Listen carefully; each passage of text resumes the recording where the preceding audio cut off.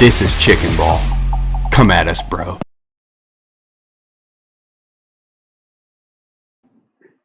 Welcome back to the Chicken Ball Pod, the second worst sporting show on the planet, slightly above Sky Sports. I'm your host, Andrew. I'm joined this week only by Scott. We've, removed a couple of regular members here serving suspension. Scott, how are things going with you? Going well, man. I'm most definitely glad to have the pitch to myself today, of course, along with my esteemed host.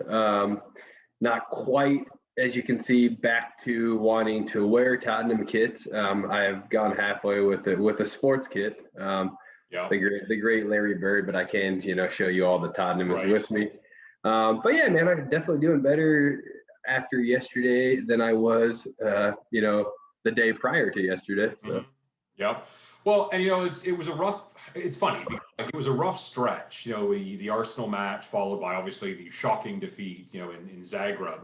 I think those are two things, it's not just two games. I think the weight of those games is obviously what's upset people. The fact that, it is Arsenal. It is, in the grand scheme of things, it's another game, it's 3 points, but, people are obviously upset when you don't come to play against your rivals and then to throw away a 2-goal lead, which I know you guys talked about on the last show. So a lot of pressure hitting into the match on Sunday against Villa.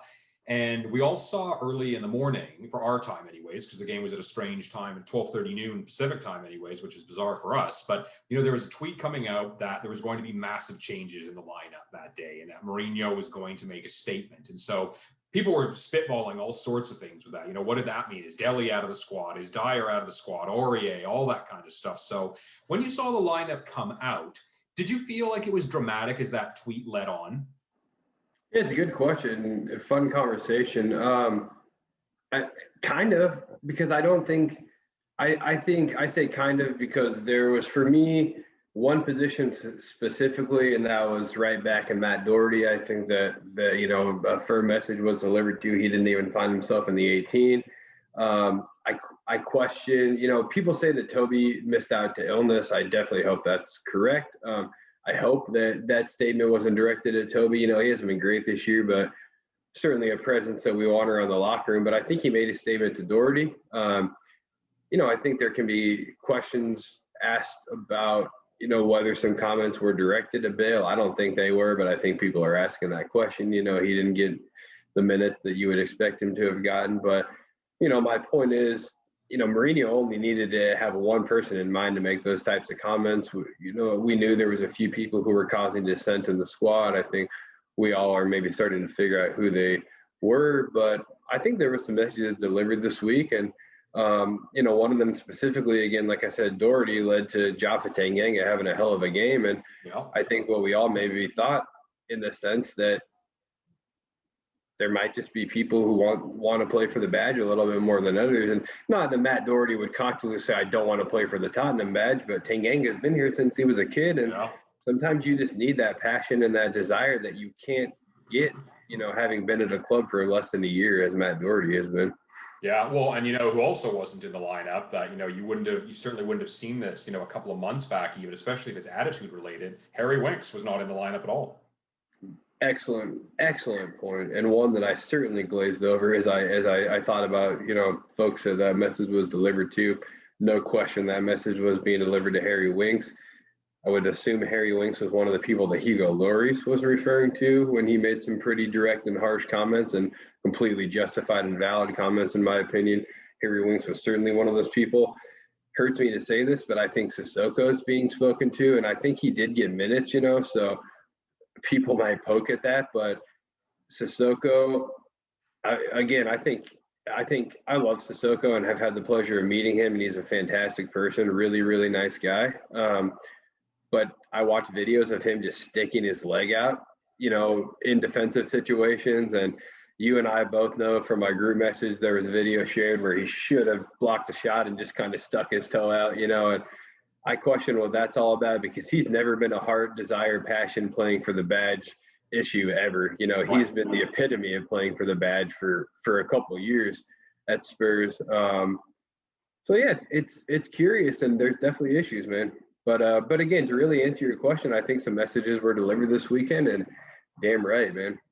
Yeah, no, I mean, that's the thing. Like, for me, it maybe wasn't quite as shocking. Again, like, if you want to go to the complete other end of the spectrum, do you see Alfie Devine start and, Dane Scarlett? And again, somebody else say, it's not FIFA. You don't just chop and change 16 and 17-year-olds, even if they're brought into the match day squad. But I think bringing them into the match day squad at the expense of others, that is certainly a dramatic statement, right? And so, you said, Japhet Tanganga started, Joe Roden started, and he hasn't started now in months. Sanchez kept his place, and obviously, my views on Sanchez in the past are very well known. But like I've said, the last few games he's been pretty good, and I was surprised last match. I thought he was pretty good. I actually saw a lot of people saying, he had a nightmare, and I think early on, certainly he was caught out of position a couple of times, and we were lucky not to get punished. So maybe it'd be a different conversation if we had been. But there was a couple of times that he took fouls. This is Sanchez. But he went in strongly on the ball. And like I said, I would rather see him throwing his weight around than getting pushed around. And so I do think he's been better. Do I think he's, anywhere near the player that we had hoped he'd be? I don't. But for me, he's not actually on my instant sell list now. He seems to bring something to the team, right? And we know how athletic he is. We know that he can chase down, opposing players. And he is a big, strong kid. He needs to learn to use his weight. His positioning clearly needs, a little bit of work. But on the whole, I actually thought he was pretty decent. Him and Roden both. I mean, maybe even just start there. The center back pairing that we saw. I think this was the first time we had seen them. It was the fifth pairing we've seen all year from Spurs at CB. Yeah, no, I'm glad we were right to that. I'll say again, I said it yesterday on the socials. Tanganga, Rodon, Sanchez, Reguilon never have conceded a goal in Premier League minutes. Never once have conceded. Tells you everything you need to know. Of course, it's the one match, but that doesn't matter, man. Stats are stats, and That's chicken right. ball. 100%. Yeah, we're statisticians, we're tacticians. We know the game of football here at Chicken Ball, baby. Yeah. They've never conceded. But no, all jokes aside, those two looked really good, man. Sanchez, his comments a couple weeks ago in the media really impressed me. You haven't been getting minutes. Are you thinking leaving? And his answer wasn't the constructed by the agent response of, no, of course I'm here to fight for my position. He was like, dude, come on. No, in football, you can't play every game. We're fine. We're competing. Jose Mourinho is my manager. I'm very happy right now, and I really like that answer. He seems to want to compete. And I think what tells me that is the people who make mistakes are the people who are willing to make mistakes. And those tend to be people who are willing to compete. It's the people who want to avoid those situations that I have concern with. So I think every reason to think Sanchez could come good. I think he's still an important piece of the squad, whether or not he's in the starting pair, he's still going to be important. But to be honest, right now, I would continue to start Rodon and Sanchez until you have any reason to not do that. Well, why not? Right? They looked good, man. They did. And again, it's Villa are decent, obviously, without Jack Grealish. They're one of the best players in the league right now offensively. But for the most part, we didn't get troubled all that often, kind of until the end. And there was some sloppy play, and Sissoko, like you had mentioned, just kind of only been on for 12 minutes, and we're just kind of sauntering around, which is disappointing. But another big change that did happen in the lineup. So Bale came out, which was not a huge change because he's not in every game, but Vinicius came in. And that was the first time that we had seen Kane and Vinicius. I'm not sure if ever, but certainly probably not, because I know we played them in Zagreb, but the first time certainly they'd started a Premier League game together. Yeah. And that was interesting because, Kane obviously playing more of that kind of playmaker role in more of that number 10 spot. And it did give us something up front. It did give a big, strong guy who, is able to bring the ball down. And again, that goal that he did score, yeah, it was a tap-in, but who was the one charging down the goallie? It was Vinicius. And then, Kane connected well. And yeah, it was a tap-in, but, it's easy to say it was a tap-in, but, Vincent Janssen didn't do that. Fernando Llorente did get a few goals, but far less frequently than Vinicius. And so, it's an interesting decision, I think, going into the off season, because he does have a $36 million pound price tag to make him permanent. I think it is genuinely a tough call. Daniel Levy is not going to want to pay full price for that. But I mean, it would be surprising for him to go in with some kind of offer because, while Vinicius, it's not like he's lit the world on fire. He has a pretty good goal return. I think he has close to 7 or 8 goals. And based on the number of minutes he played, that's not something to scoff at. No, he has. I'm looking it up right now. Let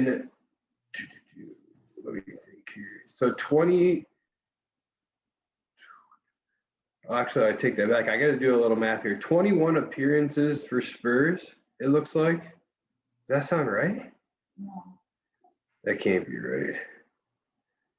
And he played most of the group games, I think, against Europa. So I mean, and then there's some of the FA Cup and Cup games. Not sure what League Cup, but his Yeah, what I'm looking at, it almost looks like it's stats across some of his time in Portugal, but it says okay. 2021. But anyways, it looks like I don't know how many appearances for Spurs, but 10 goals.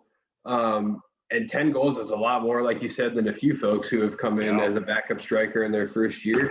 And again, those 10 goals are probably, diluted a little bit by the FA Cup match against Marine, where he scored, I think, 3 goals or at least 2. He scored a couple goals at least. Yeah, three Either goals. way, 3 goals, yeah. But either way, like you said, his goals have come from being in really smart positions and really having a poacher's mentality. And I think, him and Kane are different in a lot of ways, but they certainly know where to be to find the back of the net. And if they can do that together, even better. So, yeah, I was very excited to see Vinicius play. He was very passionate, really, really wanted to fight for his minutes, you could tell. And, I know people are talking about that $45 million price tag, but I think we should let Daniel Levy do his magic and see what we could get that down to, because I'm kind of thinking he might be worth keeping around next year. I think that's kind of the feeling is people won't be surprised if he goes, again, based on that price tag, but everything obviously in life is negotiable, particularly with Spurs and Levy. So yeah, Sure. I think he's somebody who he's done the job, right? Like he has scored goals when he has played. Again, like we're not saying he's always looked amazing doing it, but he has a good goal return. And what more could you really ask for from a secondary striker, right? Like, I mean, the question always is, if you're not going to spend, like, again, say the total is 36 million, it's like, well, what are you going to use that money for? Like, now, again, somebody could argue, well, they should have got, because Villa signed him, Ollie Watkins. Ollie Watkins. And again, he was, a player who lit up the championship and is playing really well. So, maybe somebody would argue, we're better off to do something like that, but it's hard to say, right? Like it's hard to say, what would be better. And again, we've got a guy who seems to be finding his feet. Like it's not a small chunk of money to scoff at by any means, but yeah, like I think it would not be impossible for him to be around, next season. And I think even just a couple of games ago, we didn't feel that way. Like I think he is doing some of the dirty work. He is learning. I can remember one moment where he went to pass the ball to Lucas. He thought Lucas was coming towards him. Lucas actually went to make a run behind the defense, but that's experience, right? Like that's not from not knowing what to do. It was from not understanding where your teammates are going to be and that Lucas was going to make that run rather than pull the ball up. So yeah, I mean, I think there's enough there from him to certainly warrant at least an argument to try to make an offer. Absolutely. And, not to just completely change the subject, but he is most definitely building a nice little chemistry with one Lucas Moura, who might be the best fucking player in Europe. I'm not quite sure. I'm still trying to figure that out. But if they can continue to play well together, that's something to really look at too. I think we're missing, outside of Son and Kane, we really don't have like a 1-2 where we can really, you could almost start depending on those two to give Kane and Son both a rest and become that 1-2 punch that we really need. Lucas has proven to be a hell of a little player, and I think between him and Son and again Kane and Vinicius, there's something there. Yeah. Well, and I'm glad you did bring up Lucas Moura, because again, we've touched on it a little bit as he was starting to improve, but certainly that role in the middle, I guess, really playing kind of the number 10 role more than obviously Kane is playing in the proper number 9. But again, going through the middle, like he has been effective because, even though we've got Ndombele, who's obviously good at bringing the ball out, like we still do lack somebody really driving the ball forward. And Lucas obviously has the ability to do that. Like he puts his head down and he does make up ground. Does he always make the right decision? No. But I mean, he is a threat. And I mean, again, just the fact, like, now at least a couple of times he has forced errors that have led to goals from the other team, right? Like you never have any issue with him working hard. He runs into walls sometimes and does a few things, but there's no lack of talent with him. He can shoot from outside.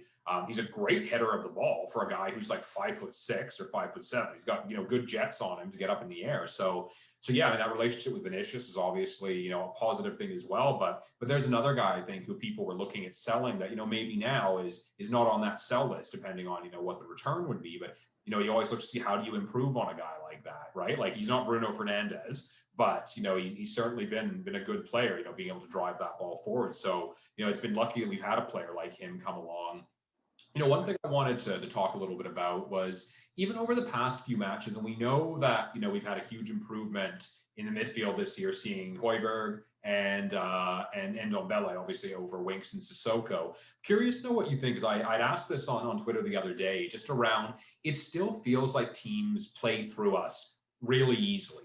Like you look at the Arsenal match where like that was the laziest press I've ever seen that was so effective against us. Like Yeah. it was pathetic, right? Like how it was not a strong press. Like it was not Liverpool's old press or even Spurs' old press. Like it was like a half press that just like constantly forced errors. And it feels like even with those two guys who are legit starters and we're lucky to have, it still feels like it's too easy to play through us. And I'm wondering, is there any credibility for switching to, a 4-3-3 or a 4-4-2, anything like that? Curious if you've had any thoughts like that. No, it's a good question. I think yesterday when the lineup came out, I assumed it was going to be some semblance of like a 4-3-1-2.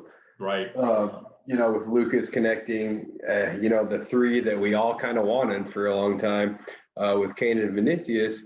I don't really know what we saw yesterday. Kind of a 4-4-2 was really just a hodgepodge, and it was really hard to even tell what sort of formation we were playing with, which I don't think that's that uncommon these days, and it's becoming more common to watch teams play like that. But right.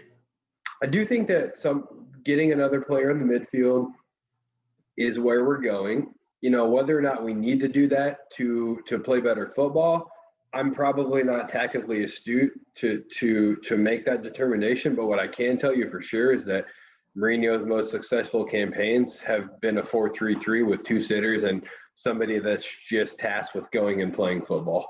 Right. It was always Frank Lampard. We know this, right? He did it very well.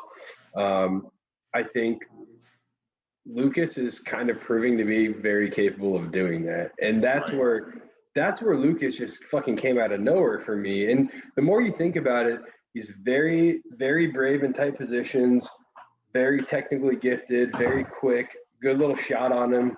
It shouldn't be that surprising, right, that he's been so effective up the middle. But all of a sudden, Lucas is kind of becoming that guy that Jose Mourinho requires so drastically in order to do what he wants to do. I think we all thought it'd be Dele, and that's why we saw Mourinho go straight to Dele in the documentary and sink his teeth into that guy.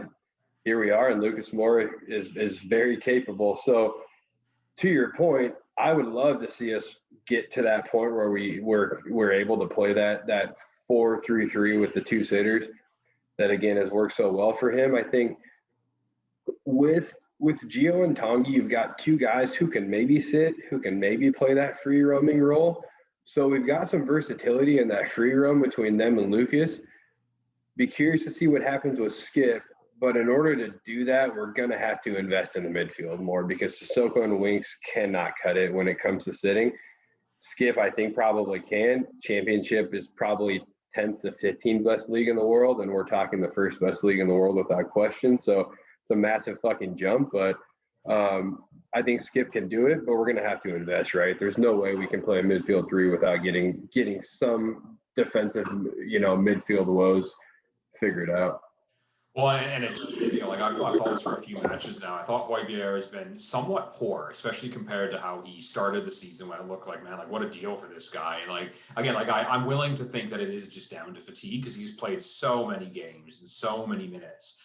So I'm willing to kind of let that slide just because of that. But like he has to me looked sloppy in possession and just not kind of doing as well. Like it's funny, I tweeted about it around kind of the 70th minute on Sunday, and then he actually played better the final 20 minutes. But he seems a little bit gassed. I mean, there's a few of those players. Well, even though Kane on the penalty, Kane looked gassed as well. So yeah, I think having those midfielders, like it's a hard. Again, like we know, like you're in the midfield because you do the most amount of running because the ball is always somewhere in the middle for the most part. Whereas you're a defense or an attacker, like you're on one third or the other. But yeah, like to be able to do that kind of running, like it's tough. And again, like we hope Skip can make that jump. It's a big jump to make. You look at Sessegnon, who was player of the season in the championship and hasn't exactly hit the ground running, is on loan and hopefully will come back better. But I think you're right. Like I think we do need another midfielder because even with Gio, like a lot of people getting excited, but like the guy's never healthy, right? So until he can, we can't just assume when he's healthy he's going to be great because he's not healthy.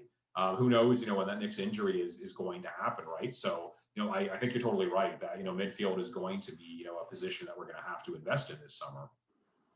Yeah, but it's unfortunately so. And I think on Højbjerg too, I completely agree. He's looked pretty poor lately. I 100% attribute it to fatigue. I mean, the dude has played way too many fucking minutes. We all know that. There's a lot of great, and I'm in no way, shape, or form alluding to you being a part of this at all. But on Twitter, I'm seeing a lot of grumblings like, "Oh, he comes from Southampton. Why did we expect him to be good? They're a feeder club. Blah blah blah. He was only a sub at Bayern. Blah blah blah."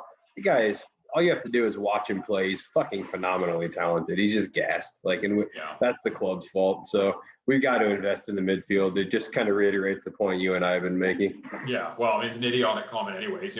Van Dijk came from Southampton. Sadio Mane came from Southampton. Yeah, exactly. And again, like we've talked about for a while now, there's a lot of players who it feels like we've missed on, who are playing on teams below us that are better than the players that we have, whether it's our midfield, right? Like there's all sorts of players like that it feels like we've missed out on, and I guarantee if he would have gone to Everton, every fucking count, another one we missed, fuck you, Levy, fuck off, give me back my club, blah, blah, blah. So whatever. Dramatic effect, but the point stands. Yeah. Well, in a comment that Moore had made a few days ago now, just around the fact that we're not playing two games anymore, is there's no excuse now to play guys who Jose doesn't want to play. If that's Ali or Eric Dyer, like there's no reason to play them anymore. We're playing one game a week unless they do well in training. Like there is just no incentive. And again, like you look at those guys who. All we can do is speculate. That was one of the questions actually that Shubin had asked. Do you feel that the speech, or not the speech, but the reaction that Loris had after the Europa League, saying the team is divided, saying that players who are being asked to come off the bench now think they're too good for it. Like all we can do is speculate on who that is. I think kind of commonly names are Dyer, Ali, Winks was a new one. Aurier, that sort of thing. So we'll never know. Like we're unlikely to know. Who those guys are, but we can speculate. And so, yeah, I mean, again, now, like Mort said, that one game a week, hopefully now we just see there. Yeah, and I think I'm glad you brought that up.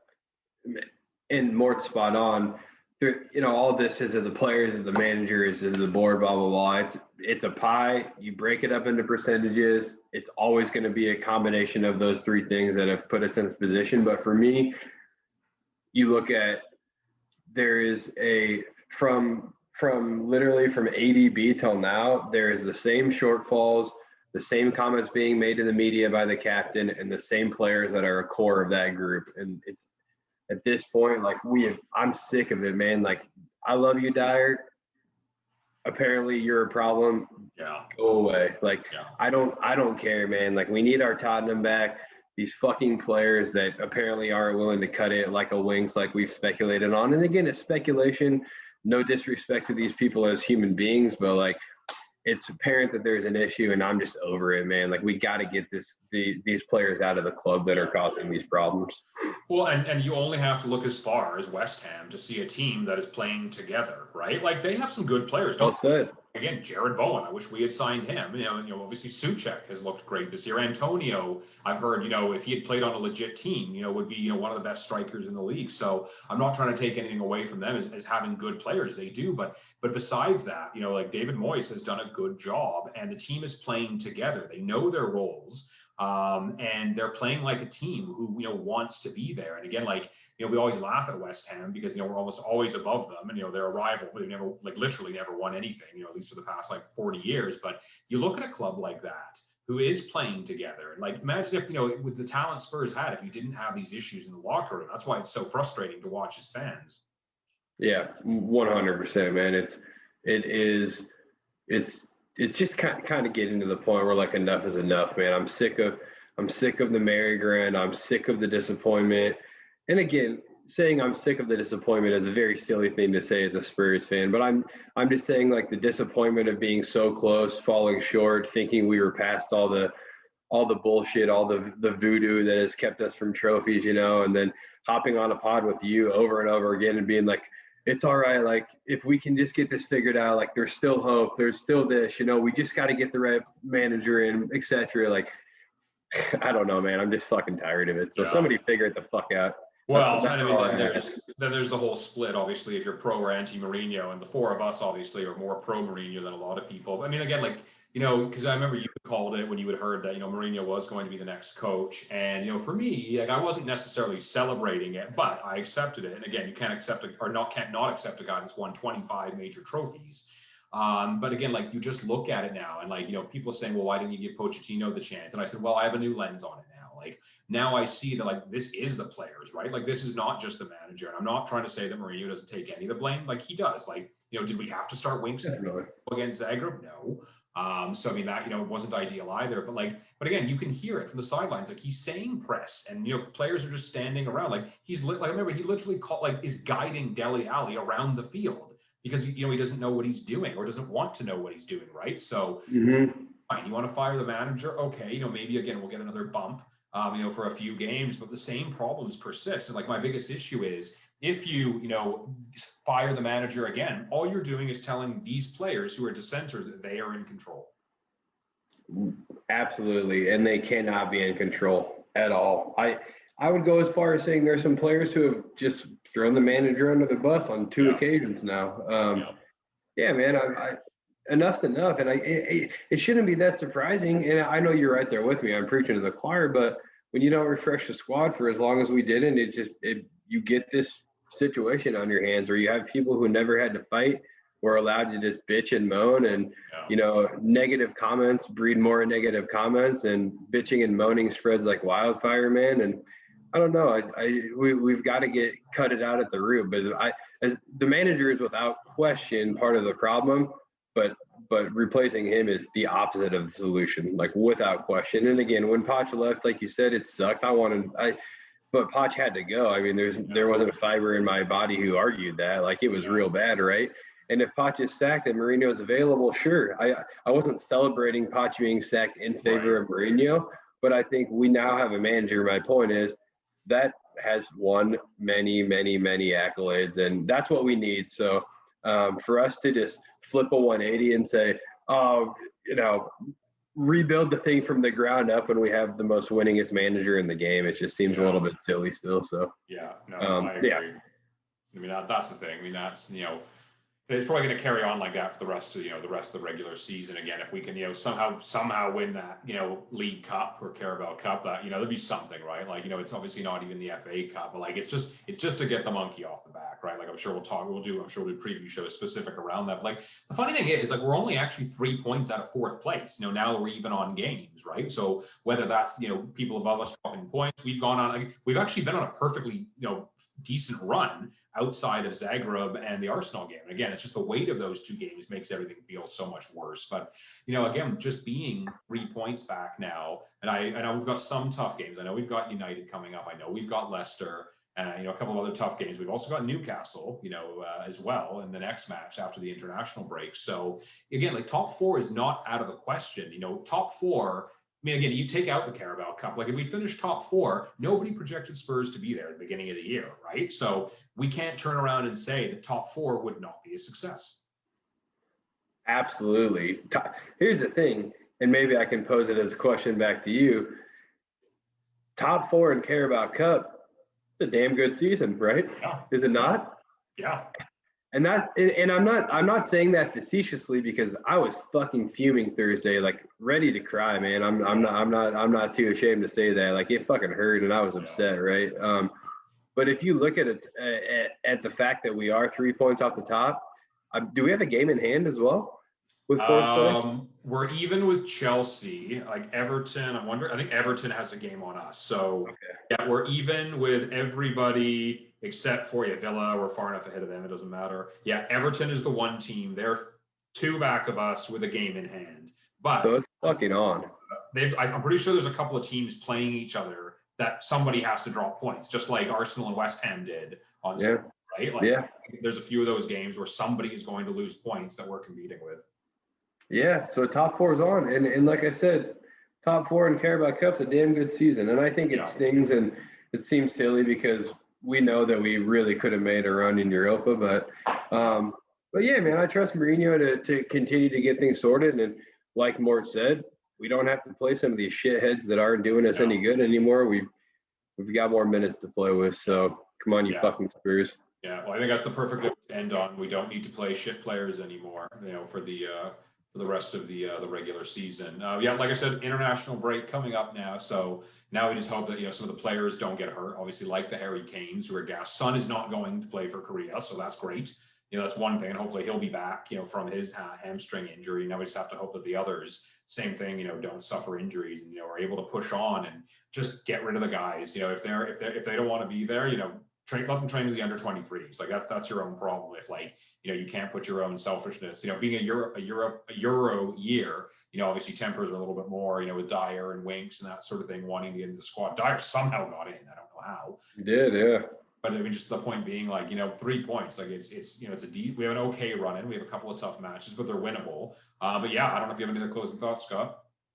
No, honestly, like I said, I'm definitely not happy clapping. I'm certainly very displeased with how things have gone the past couple of weeks, but with top 4 literally in the palm of our hand and the Carabao Cup final on the horizon, up the fucking Spurs, baby. I really don't know what else to say. I'm with you. Plenty to be hopeful about. So yeah, I'm with you. All right. Well, like I said, as we head into this international break, I'm sure a lot of developments will come out of Hotspur way anyways, all sorts of transfer requests and all sorts of rumors and agent talk and all that sort of stuff. But it's all part of the fun and games. But anyways, I'm Andrew. This is Scott. For Morton, for Ryan, we are the Chicken Ball Pod. Come on, you Spurs. Come on, you Spurs.